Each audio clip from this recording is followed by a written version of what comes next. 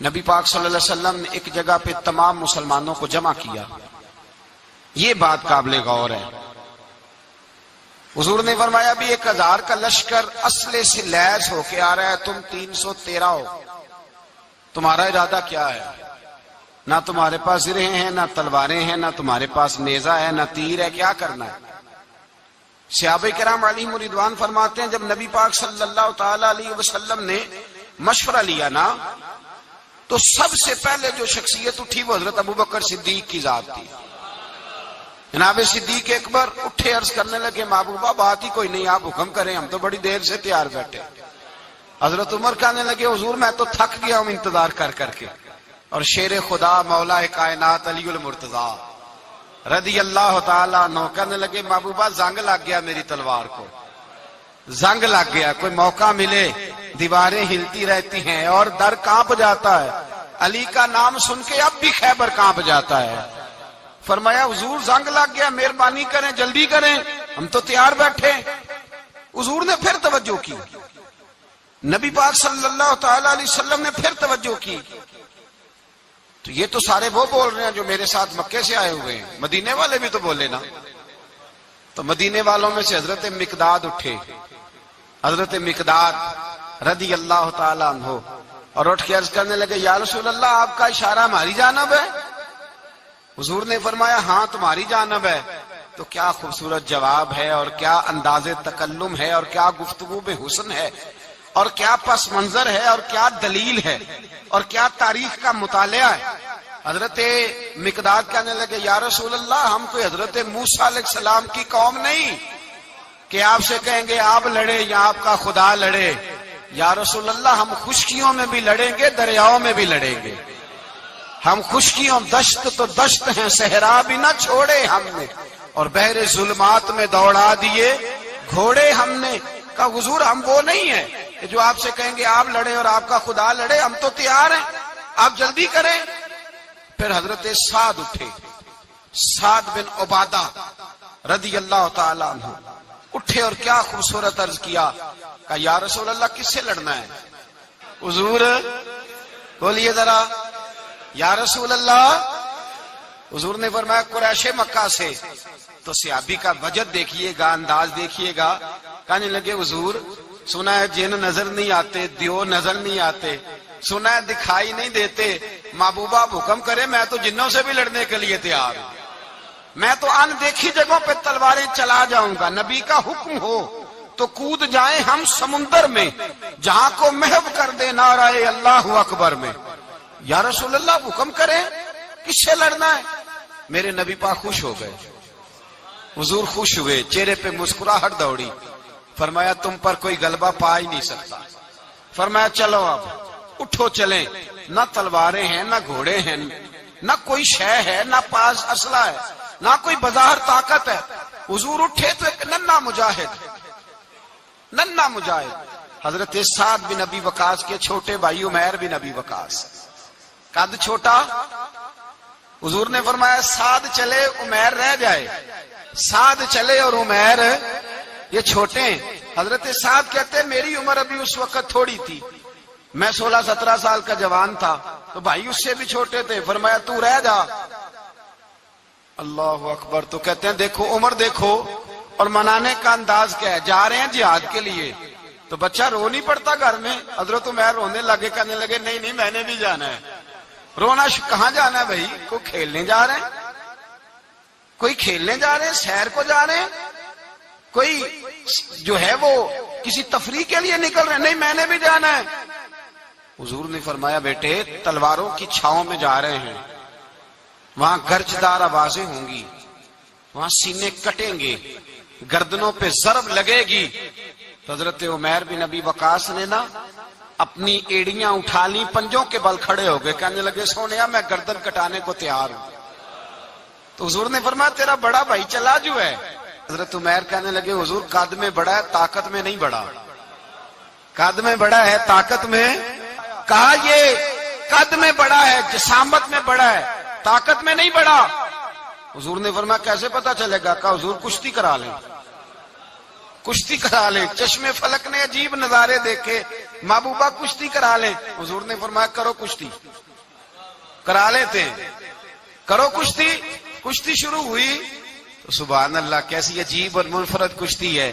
حضرت سعد بن ابی وقاص رضی اللہ تعالیٰ عنہ کہتے ہیں میرا بھائی پہلوان کشتی سے پہلے گلے ملتے ہیں نا, تو کہتے ہیں گلے ملنے آئے تو حضرت عمیر میرے کان میں کہنے لگے تیرا تو نمبر لگ ہی گیا ہے, اور محبوب جسے قبول کر لے پھر اسے درگزر اسے رد نہیں کرتے, تیرا تو لگ گیا ہے.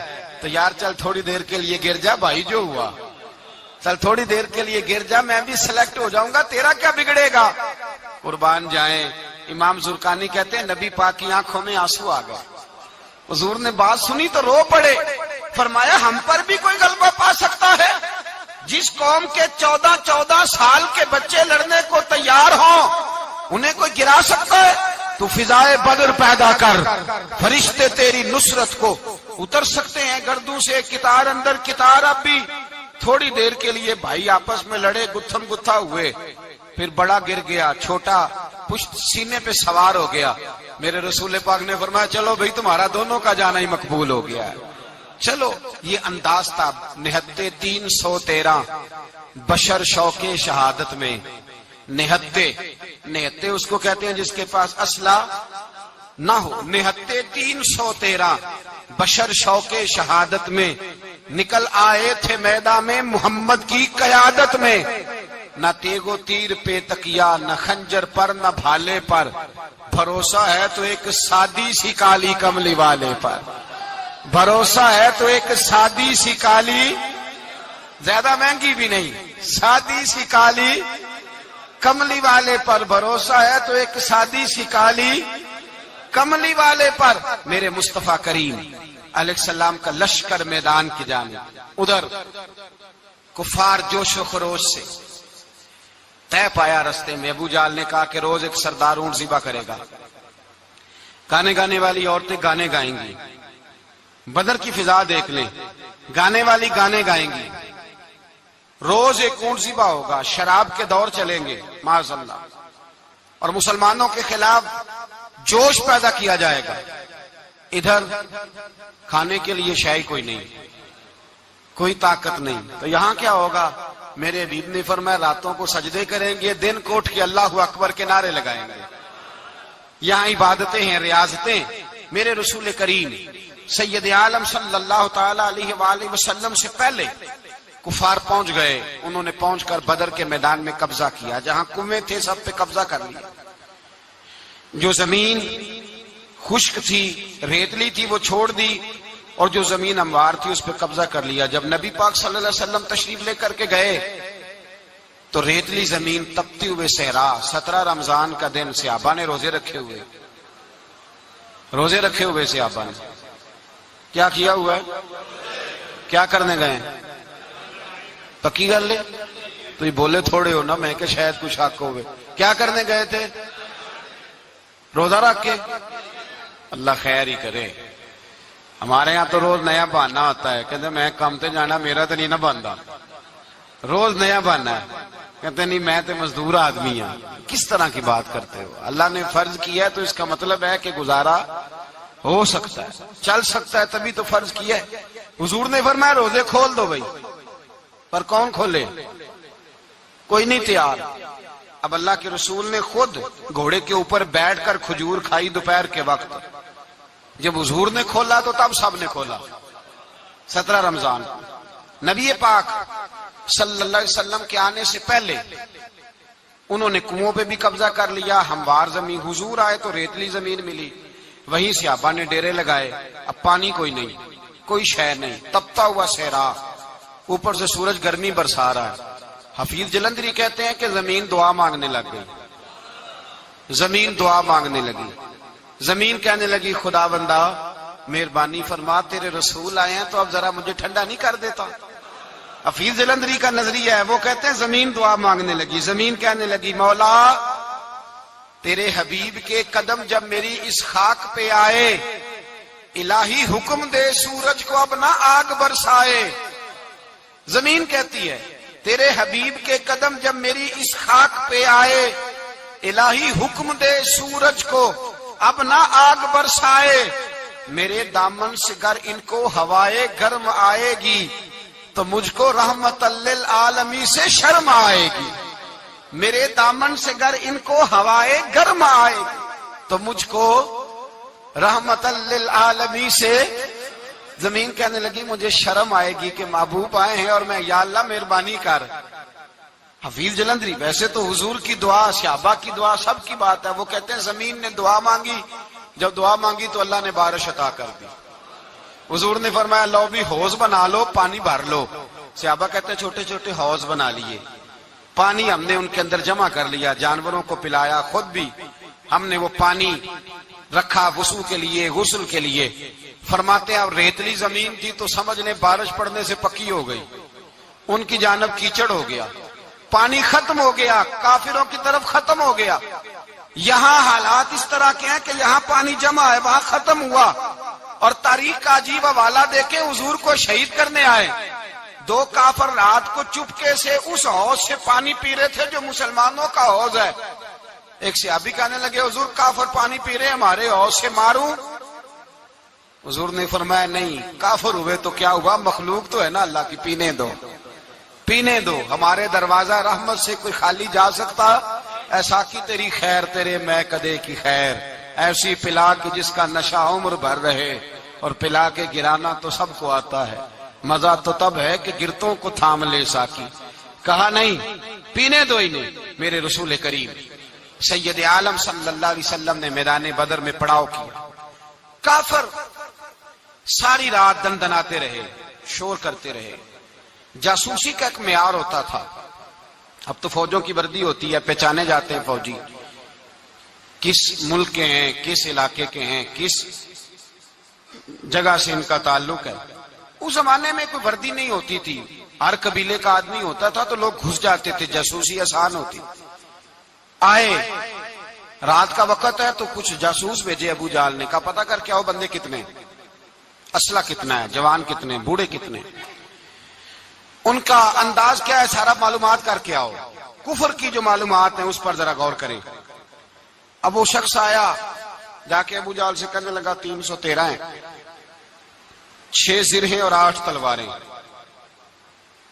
کوئی کھانے پینے کا سامان نہیں، اور کچھ بچے بھی ہیں، کچھ بوڑھے بھی ہیں، عمیر بن ابی وقاص بھی ہیں، ابو عبیدہ بن جراح جیسے بوڑھے بھی ہیں، کچھ لمبا چوڑا انتظام کوئی نہیں۔ ابو جہل بڑا کھل کھلا کے ہنسا، جاسوس واپس آئے نا تو کھل کھلا کے ہنسا، کہنے لگا اس طرح کرو کہ جنگ کرنے کی ضرورت نہیں، انہیں نا صبح سب کو گھوڑوں کی پشتوں پہ باندھ کے نا تو لے چلتے ہیں مکے، وہاں جا کے دیکھیں گے ان کا کیا کرنا ہے، ان کو باندھ لو گھوڑوں کی اونٹوں کی پشتوں پر، تو وہاں جا کے دیکھیں گے۔ جب یہ بات کی تو جاسوس کہنے لگا ٹھہر جا، پوری بات تو سن لے، میری پوری سن تو لے، تبصرہ تو نے شروع کر دی ہے۔ اس نے کہا چل سنا پوری۔ اس نے کہا ہے 313 پر سارے سر پہ کفن باندھ کے آئے ہوئے ہیں 313 پر بچے سے لے کر بوڑھے تک، میں جس کو پاس بھی گیا ہوں وہ مسلح پہ بیٹھا ہے اور شہادت کی دعا مانگ رہا ہے۔ مسلح پہ شہادت ہے مطلوب مقصود مومن، نہ مال غنیمت نہ کشور کشائی، ہے تھوڑے پر آئے مرنے ہیں، جان دینے آئے ہیں، واپس جانے کا ارادہ کوئی نہیں کسی کا بھی، آئے سارے حضور کے نام پر قربان ہونے۔ ابو جہل ساری رات شراب پیتا رہا، مغویہ گانے گانے والی عورتیں ساری رات گانے گاتی رہیں، اور ادھر انداز بڑا نرالا ہے۔ حضرت ابو بکر صدیق رضی اللہ تعالیٰ عنہ فرماتے ہیں کہ صحابہ نے مشورہ کیا کہ نبی پاک صلی اللہ تعالیٰ علیہ وسلم کی طرف سب سے پہلے توجہ کریں گے کافر، حضور کے لیے کسی محفوظ جگہ کا بندوبست کیا جائے، ایک چھپر، ایک عریش، ایک جھونپڑی پہاڑ کے اوپر بنا دی گئی حضور کے لیے۔ مولا علی شیر خدا خود فرماتے ہیں، کہتے ہیں سب سے مشکل کام اس جھونپڑی کی حفاظت کرنا تھا، اس چھپر کی، عریش کی جس میں حضور تھے۔ جب نبی پاک نے فرمایا نا میرا پہرا کون دے گا، تو کہتے ہیں ابو بکر صدیق تلوار لے کے کھڑے ہو گئے، کہنے لگے سونیا ضرورت ہی کوئی نہیں، میں جو حاضر ہوں۔ تو حضرت علی فرمایا کرتے تھے بتاؤ جو فرعون کے سامنے کھڑے ہوئے وہ زیادہ دلیر تھے یا ابو جہل کے سامنے جو کھڑے ہوئے دلیر ہیں؟ تو حضرت ابو بکر صدیق فرماتے میں پہرے پہ تھا، کافر شرابیں پی رہے تھے اور نبی پاک ساری رات عبادت کرتے رہے، ساری رات حضور نے رو کے گزار دی. کہا اے اللہ، کیا لفظوں میں حسن ہے کہ اے اللہ میرے پاس یہ 313 کل تھے، میں لے کے آ گیا ہوں. اگر آج یہ ختم ہو گئے تو بتا قیامت تک کون تیری عبادت کرے گا. اے اللہ یہ 313 ہی تھے جو میں لے آیا، مہربانی فرما. ساری رات دعا ہوتی رہی، ساری رات حضور دعا کرتے رہے. پہلے حکم آیا کہ 1000 فرشتہ بھیجا ہے. پھر اے محبوب چل 3000 بھیجے. پھر اللہ نے کہا محبوب میں نے 5000 بھیجے ہیں. حضرت علامہ ہزاروی کہا کرتے تھے کہ نہیں، رب کریم نے فرمایا 5000 بھیجے ہیں. تو محبوب نے کہا نہیں مولا اس طرح نہیں، میرے فرشتے نہ بھیج، تیرا وعدہ تھا میں بھی آؤں گا، تیرا وعدہ تھا میں بھی آؤں گا. اور وہ اپنے انداز میں فرمایا کرتے تھے سانو کل کے وچ میدان بدر تے آپوں بہ رہے ہیں یار کنارے تے تیرا وعدہ تھا میں بھی آؤں گا. تو پھر حکم ہوا قرآن میں انی معکم، محبوب میں بھی تیرے ساتھ ہی ہوں، محبوب میں بھی تیرے. خدا خود میر مجلس بود. سارے بولیے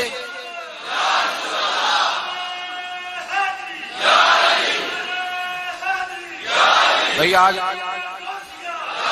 آج تو دن ہے نا نعرے لگانے کا، یوم البدر منا رہے ہیں، تو آج تو ٹھنڈا ٹھنڈا نعرہ نہ لگائیں. میں نے اپیل کی تھی کہ نعرہ تحقیق بھی لگایا کریں.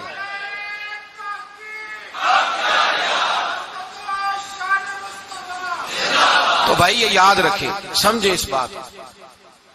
فرمایا حضرت ابو بکر صدیق فرماتے ہیں پہلے 1000 پھر 3000 پھر 5000 فرشتے آئے اور جوک در جوک فرشتے آئے. کہتے ہیں سرکار ساری رات روتے رہے، ساری رات.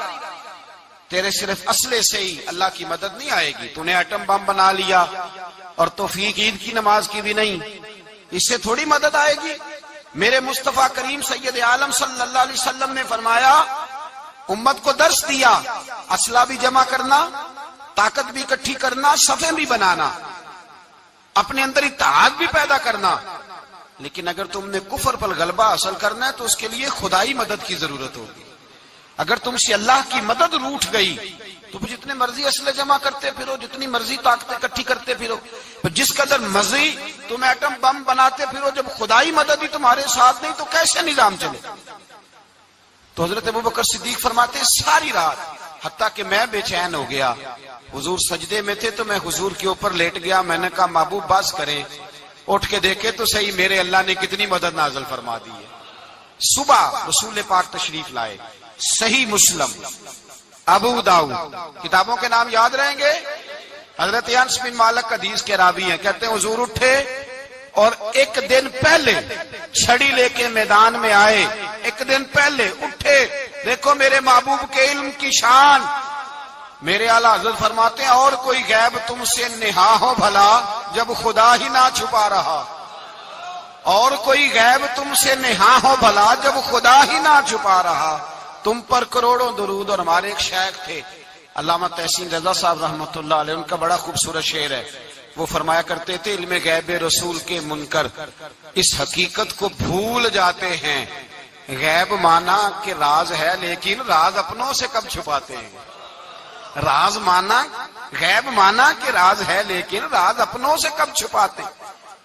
ایک دن پہلے حضور میدان میں آئے. صحیح مسلم کی حدیث. اور محبوب پاک صلی اللہ علیہ وسلم کے دست مبارک میں چھڑی ہے. حضرت انس کہتے ہیں حضور میدان میں آئے اور حضور نے لکیر کھینچی. فرمایا کل یہاں ابو جال مرے گا.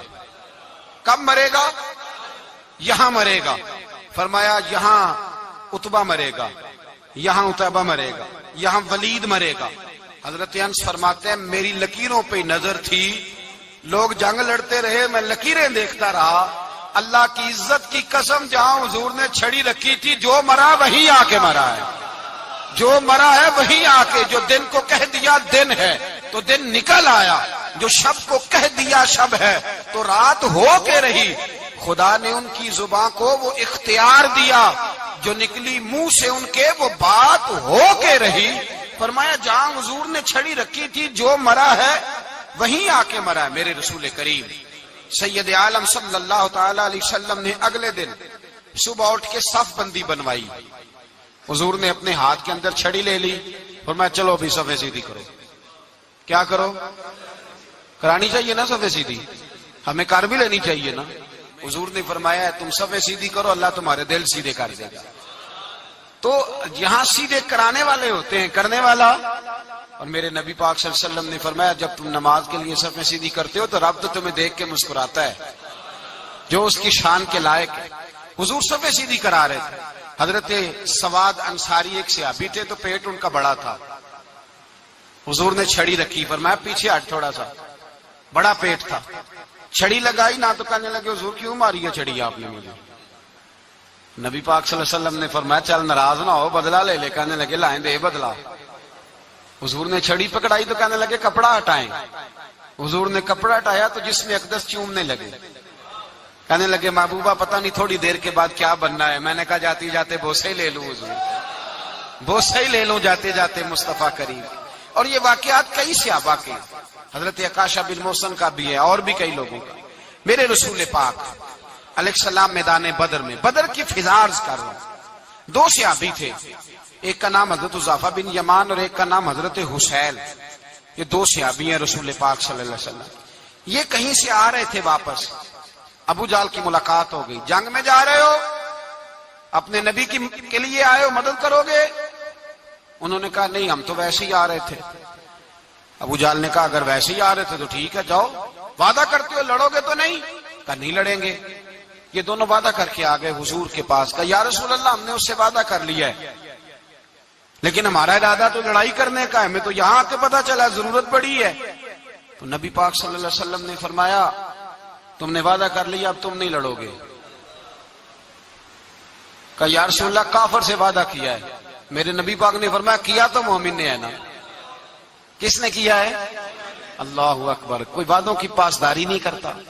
میدان بدر میں جہاں ایک ایک فرد کی ضرورت ہے, ایک ایک فرد کی, وہاں رسول پاک نے فرمایا مومن نے وعدہ کیا ہے لہذا ہم دو مجاہد کاٹتے ہیں. فرمایا تم بیٹھ جاؤ تم نہیں لڑو گے. اب دونوں لشکر آمنے سامنے ہوئے, آمنے سامنے.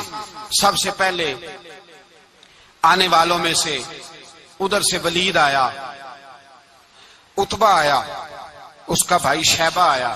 یہ تین آئے. کہنے لگے حضور ہمارے مقابلے میں بھیجے. نبی پاک نے انصار میں سے بھیجا. کہنے لگے یہ نہیں ہمیں چاہیے, ہمارے مقابلے میں قریشی اور ہاشمی بھیجو. برادری کا بڑا شوق تھا نا قریش میں. حضور نے فرمایا چلو تمہارا جلدی مرنے کا ارادہ ہے تو بھیج دیتے ہیں, ٹھیک ہے تمہارے پائے کے بھیج دیتے ہیں. حضور نے فرمایا چلو امیر حمزہ اٹھو. حضرت امیر حمزہ اسد اللہ و رسولہ اٹھ کے کھڑے ہو گئے. فرمایا چلو علی آپ بھی اٹھو. شیر خدا تو یوں اٹھے کہ جیسے پہلے سے ہی کھڑے تھے.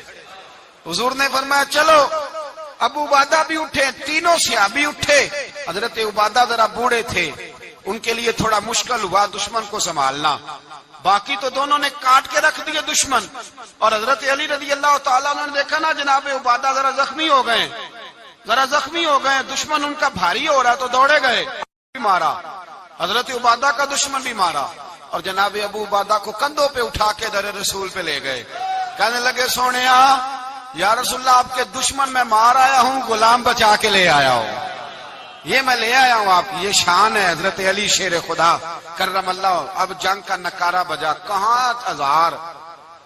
ایک مرخ کہنے لگا نہیں پورا 1000 نہیں تھا, 950 تھا. میں کہا چل تو 900 کر لے یار, اس میں کون سی حرج والی بات ہے. پھر بھی 900 اور 300 کا کیا مقابلہ. اور پھر اسلحے سے لیس 1000 کا لشکر. میرے رسول کائنات سرور عالم صلی اللہ علیہ وسلم جب جنگ چھڑی, امیہ بن خلف بڑا مارتا تھا حضرت بلال کو. جناب بلال کے قابو ہی آ گیا, حضرت بلال کے قابو آ گئے. کہنے لگا معافی مل جائے گی, معافی مل جائے گی, معافی مل جائے گی. دوڑنے لگا. حضرت عبد الرحمن بن عوف کہنے لگے بلال جب کوئی معافی مانگے تو دے دینی چاہیے. فرمایا سب کو دینی ہے, اس ظالم کو نہیں دینی. پکڑ کے مارا جناب سیدنا بلال حبشی رضی اللہ تعالی, پکڑ کے مارا. فرمایا مجھے بڑی سزائیں دیتا. اس امت کا فرعون ابو جہل نے ساری زندگی ستایا ہے. 2 چھوٹے چھوٹے بچے معوذ اور معاذ, اور ان کی عمریں 17 سال سے کم بتائی جاتی ہیں اور حسین لفظ ہیں. حضرت عبد الرحمن بن عوف کہتے ہیں دونوں میرے پاس آئے, اور ایک روایت میں یوں بھی انداز ہے, کہتے ہیں ایک بھائی کا قد چھوٹا تھا, تلوار اونچی تھی اس سے, اور آئے. اور یہ لفظ ہیں تاریخ میں محفوظ. آئے آکے کہنے لگے عبد الرحمان سے چچا ابو جہل کدھر ہے؟ تو میں نے کہا تم نے کیا کرنا ہے؟ ان کا جواب پتہ کیا ہے؟ یہ نہیں کہا کہ دین کا دشمن ہے، یہ نہیں کہا بڑا ظالم ہے اس لیے مارنا ہے، کہا تم کیا کرو گے؟ تو جواب وہ شاہ نامہ اسلام نے اپنے لفظوں میں بیان کیا، کہنے لگے مریں گے۔ زیادہ یہی ہے نا کہ ہم کمزور ہیں، پوچھنے کا سٹائل یہ تھا کہ تم بچے ہو، تم نے کیا کرنا ہے؟ تو پتہ ان کا جواب کیا ہے؟ حفیظ جلندری کہتے ہیں وہ کہنے لگے مریں گے یا ماریں گے ناری کو۔ سنا ہے گالیاں دیتا ہے وہ محبوب باری کو صلی اللہ علیہ وسلم، کہنے لگے ہمارے نبی کو معاذ اللہ برا کہتا ہے، چھوڑیں گے نہیں، جانا ضرور ہے، اگر اسے مار نہ سکے تو مار کے تو آ جائیں گے نا، جانا ضرور ہے۔ تو کہتے ہیں ہم نے اشارہ کیا، میں نے کہا وہ گھوڑے پہ جا رہا ہے وہ دیکھو، کہتے ہیں بس چھلانگے لگاتے دوڑے، بھاگے گئے، ایک نے اچھل کے تلوار ماری، دوسرے نے بھی گرایا، تیسرے نے بھی زخمی کیا۔ ابو جہل نے تلوار ماری تو ایک بھائی کا بازو کٹ گیا، تو ہلکا سا گوشت لٹک رہا تھا، اس نے پیر رکھ کے گوشت بھی جدا کر دیا اور کاٹا ابو جہل کو۔ جب نیچے گرا تو اب عبداللہ ابن مسعود آئے، دیکھا کچھ جان باقی ہے، رسی جل گئی، بال نہیں گئے۔ حضرت عبداللہ ابن مسعود جب گلا کاٹنے لگے تو کہنے لگا ذرا نا گردن نیچے سے رکھ کے کاٹنا، گردن ذرا نیچے رکھ کے کاٹنا۔ فرمایا کیوں؟ کہنے لگا ذرا سردار ہوں، گردنوں میں پڑی گردن میری اونچی نظر آنی چاہیے، رسی جل گئی پر بال، کہنے لگا ایسا نہ ہو غلاموں میں پڑی ہو تو چودھری کی گردن لہذا ہی نہ نظر آئے، ذرا نیچے سے رکھ کے کاٹنا۔ حضرت عبداللہ ابن مسعود رضی اللہ تعالیٰ انہوں نے گردن کو کاٹ ڈالا۔ میرے بھائی اب جنگ ختم ہونے لگی آہستہ آہستہ، دونوں بچے اپنی تلواریں لے کے در رسول پہ آئے، ایک کہنے لگا میں نے مارا ہے، دوسرا کہنے لگا حضور میں نے مارا ہے۔ حضور نے فرمایا تلواریں دکھاؤ، خون کس کو لگا ہے؟ جب خون دیکھا تو دونوں کو ایک جتنا لگا تھا۔ میرے حبیب مسکرائے، فرمایا تم دونوں نے مارا ہے، تم دونوں نے مارا ہے۔ میرے رسول پاک سید عالم صلی اللہ تعالی علیہ وسلم نے دیکھا امیہ بھی مر گیا، ابو البختری، اتبا، اتیبہ، شیبہ، امیہ بن خلف، بڑے بڑے دشمن مر گئے، 70 کے قریب قتل ہوئے، 70 کے قریب گرفتار ہوئے، باقی بھاگ گئے، 14 صحابہ صرف شہید ہوئے۔ ان کے جو مر گئے نبی پاک نے کنویں کے اندر پھینک دیے، اور کنویں کے سرانے کھڑے ہو کے ذمہ داری سے، سیاستہ کی روایت عرض کر رہا ہوں ذمہ داری سے، حضور نے بدر کے کنویں پہ کھڑے ہو کے فرمایا او کافرو، او فلاں بن فلاں، او فلانے کے بیٹے فلانے، تم نے دیکھ لیا میرے رب کے وعدے کتنے سچے ہیں؟ حضرت عمر کہنے لگے حضور مردوں سے آپ باتیں کر رہے ہیں؟ تو نبی پاک نے فرمایا عمر جتنا تم سن رہے ہو اتنا یہ بھی سن رہے ہیں، اگر کافر سن سکتے ہیں تو داتا علی اجمیری نہیں سن سکتے، اگر کافر سن سکتے ہیں تو معین الدین اجمیری نہیں سن سکتے؟ کہاں بیٹھ کے تو عقیدہ پڑھتا رہا ہے؟ اگر مشرکوں بے ایمانوں کا آواز آتی ہے تو کیا حضرت ابو ہریرہ اپنی قبر میں نہیں سنتے؟ غوث اعظم جیلانی نہیں سنتے؟ میرے اعلیٰ حضرت کا عقیدہ ہے، وہ فرماتے ہیں واللہ وہ سن لیں گے اور فریاد کو پہنچیں گے ہم۔ اتنا تو ہو کوئی فریاد کرے دل سے، اتنا تو ہو کوئی فریاد کرے دل سے، اور اگر کافر اور بے ایمان کنویں میں گرا سن سکتا ہے تو کیا آمنہ کا لال اپنے مزار میں نہیں سن سکتے؟ کہاں سے لوگ عقیدہ لے آتے ہیں؟ میرے نبی پاک نے فرمایا سنتے ہیں۔ سلام دیتے ہو جب قبرستان جاتے ہو؟ کیا کہتے ہو؟ سلام کس کو کہا جاتا ہے؟ اس کو کہا جاتا ہے جو وعلیکم السلام کہے، اس کو کہا جاتا ہے جو وعلیکم السلام کہے۔ او بھائی سنو، میرے رسول پاک سید عالم صلی اللہ تعالی علیہ وآلہ وسلم نے کہا دیکھا تم نے میرے رب کا وعدہ کتنا سچا ہے؟ یہ کہہ کے میرے رسول پاک آئے، ایک آدمی کو پہلے بھیجا، فرمایا جاؤ جا کے خوشخبری دے دو، اللہ نے فتح دے دی ہے، خوشخبری دو۔ پھر حضور آئے، ان گرفتار ہونے والوں میں حضور کے اپنے داماد ابو العاص بھی ہیں، حضور کے چچا جناب عباس بھی ہیں، وہ بھی ہیں، اور بھی کئی لوگ ہیں گرفتار ہونے والے آئے۔ حضرت انس کہتے ہیں آدھی رات کا وقت تھا، جب ان کو لایا گیا نا گرفتار کرنے والوں کو مدینے، تو صحابہ کو غصہ ہی بڑا تھا، کس کس کے رسیاں باندھ دی۔ حضرت بلال کی ڈیوٹی تو ذرا زور زور سے باندھتے تھے، زور زور سے، ذرا تگڑی کر کے، بڑا ستایا تم لوگوں نے، زور زور سے۔ کہتے ہیں آدھی رات کا وقت ہوا، میں مسجد میں آیا تو حضور کو بے چینی سے ٹہلتے دیکھا مسجد میں. تو میں نے کہا حضور کیا ہوا؟ یہ سونے کا وقت تھا، آپ کے آرام کا، تھکے ہارے آئے تھے. تو حضور نے فرمایا تم نے رسیاں زور سے باندھ دی ہیں، وہ ہائے ہائے کرتے ہیں، مجھے نیند نہیں آتی. نیند حضور وہ دشمن ہے، وہ آپ کا دشمن ہے. فرمایا وہ میرے دشمن ہے پر میں تو رحمت للعالمین ہوں، ذرا ڈھیلی کر دو، سو جائیں تو میں بھی سو جاؤں. سویرے حضور نے صحابہ کو بلایا، فرمایا ان کا کرنا کیا ہے؟ حضرت عمر کا مشورہ سنو. حضرت عمر کہنے لگے حضور جو میرے رشتہ دار ہیں میرے حوالے کرے، پہلے میں ان کی گردنیں کاٹوں. جو ابو بکر کے ہیں اس کو ان کی گردنیں کاٹے، جو عثمان کے ہیں علی کے ہیں ان کو دو، سب کو کاٹیں، اپنے اپنے رشتہ داروں کو. میرا جو ہے میں اپنے ہاتھوں سے اسے ذبح کروں گا. میرے نبی کی دشمنی